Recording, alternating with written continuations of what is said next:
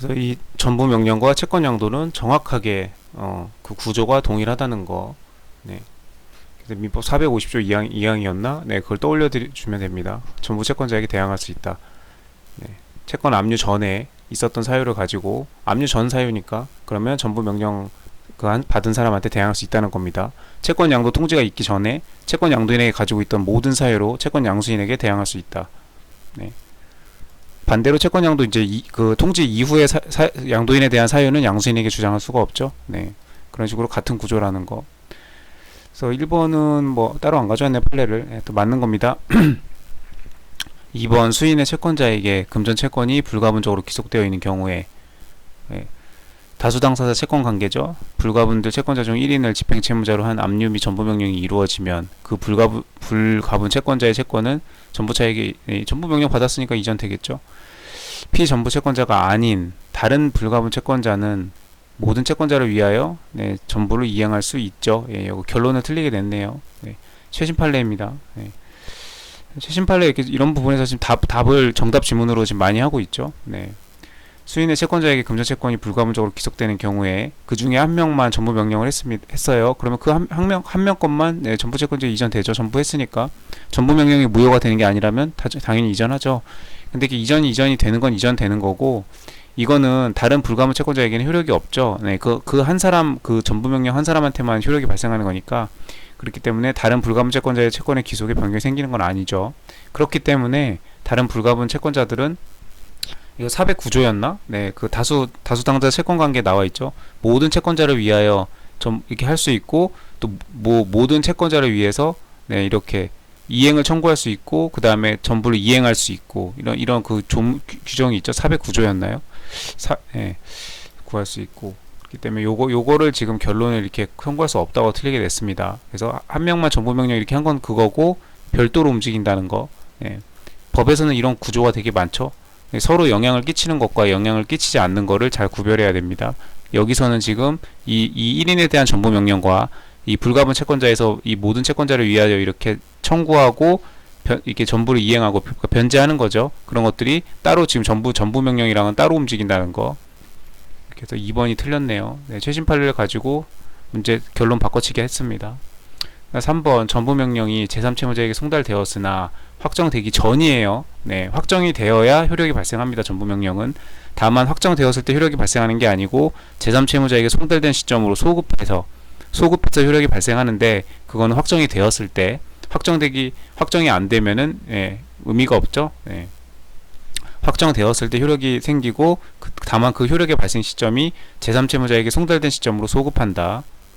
확정되기 전에 직시항고 절차 단계에서 국가가 이렇게 체납 처분으로 이렇게 압류했어요. 그럼 이거 압류의 경합이 생기는 거냐? 아니다 이거죠. 네. 확정되기 전에 이렇게 압류를 했어요. 그럼 아직 확정되기 전이죠. 집행채권을 압류한 경우 항고법원은 전부 명령을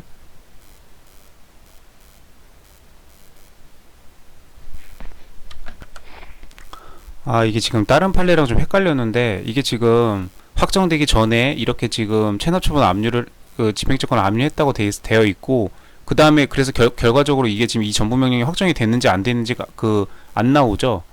네. 그 판례랑 착각을 다른 비슷한 판례가 있거든요. 확정되기 전에 이렇게 했는데 그 다음에 확정이 결국 됐어요. 그러면은 제3채무자로 송달이 되기 때문에 제3채무자에게 송달된 시점으로 이게 소급해가지고 효력이 발생하기 때문에 이 전부명령이 유효하죠. 그러니까 압류의 경합이 아니라는 판례가 있어요.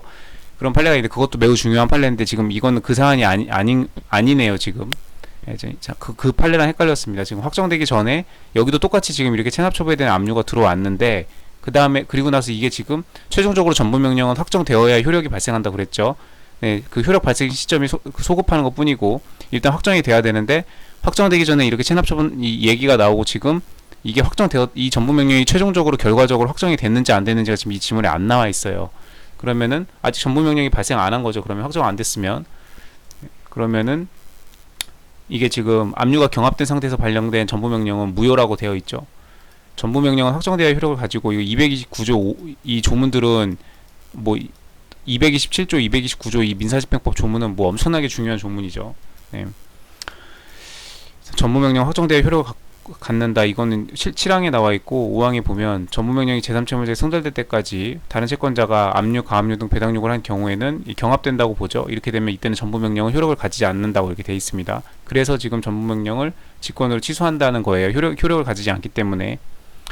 네. 다만 이게 확정되기 전에 제3채무자에게 송달되고 나서 그 다음에 이제 압류가 이렇게 이런 경합이 있었어요. 압류나 가압류나 배당요구가 있었는데 그 다음에 확정이 이제 결과적으로 됐어요. 이게 전부명령이 확정이 되면은 그때는 제3채무자에게 송달된 시점으로 소급하기 때문에 그럼 압류가 경합되기 전에 이미 이게 효력이 유효한 거죠. 전부명령이. 그렇기 때문에 그때는 그 효력을 가지지 않는 게 아니고 효력을 가집니다. 네. 그래서 잘 구분을 해야죠, 이거. 그래서 지금 확정되기 전에 이렇게 지금 하고 나서 확정되었다는 말이 없기 때문에 이때는 네. 그래서 2023년도 1월 8일 이 판례가 적용되는 사안이었네요. 집행 개시 전에 이런 사유가 있으면 각하해야 되고 이렇게 발견할 때도 그러면 취소해야죠. 그리고 집행 개시 당시에는 집행이 없더라도 없습니다. 결론은 이 부분입니다. 전부명령이 제3채무자에게 송달이 되었으나 네, 확정이 되면 제3채무자에게 송달된 시점으로 소급해서 효력을 발생할 건데 확정이 되기 전에 이렇게 발생한 경우에 그 다음에 지금 이 전부명령이 확정되었다는 말이 없죠. 네, 그러면은 압류가 경합된 상태네요. 229조 5항에 따라 가지고 전부명령은 효력을 가지지 않는다 그랬죠. 여기에 관해서 다른 채권자가 이렇게 압류, 가압류, 배당 요구가 들어오면은 겹치게 되죠. 네, 그러면은 즉시항고 절차 단계에서 이렇게 압류되는 등으로 집행 장애 사유가 이렇게 발생을 하면 여기 229조 5항에 따라 가지고 전부명령은 효력을 가지지 않는다. 그렇기 때문에 전부명령을 직권으로 취소할 것이다. 그래서 이 판례가 있고 비교해가지고 그 판례 꼭 알아둬야 됩니다. 확정되기 전에 송달 무사히 됐어요. 그 다음에 확정되기 전에 뭐가 압류 이런 게 들어왔는데 그 다음 결과적으로 이 전부명령이 확정이 되었다. 그러면은 제3채무자에게 송달된 시점으로 휙 소급하기 때문에 그때는 전부명령 효력을 갖는다. 그래서 이거랑 지금 이 2023년도 이 사안이랑 지금 그 비교 판례는 완전히 지금 그 정반대 결과가 생기죠. 잘 구분해서 알아둬야 됩니다. 이 사건은 이 판례를 갖고 온 것으로 맞는 내용이고 그 다음에 밑에 더 이상 안 갖고 왔네요. 4번 채무자가 압류 또는 가압류의 대상인 채권을 양도하고 확정일자인 송지 등의 채권양도의 대항 요건을 갖추었다면 그 후 채무자의 다른 채권자가 그 양도된 채권에 대하여 압류, 가압류를 하더라도 이미 채권 양도 돼가지고 네, 대항 요건 갖추었다면 이제 없는 거죠. 네. 그럼 있지도 않는 채권에다가 지금 가압류를 한 거니까 그 가압류는 당연히 압류, 가압류는 효력이 없죠.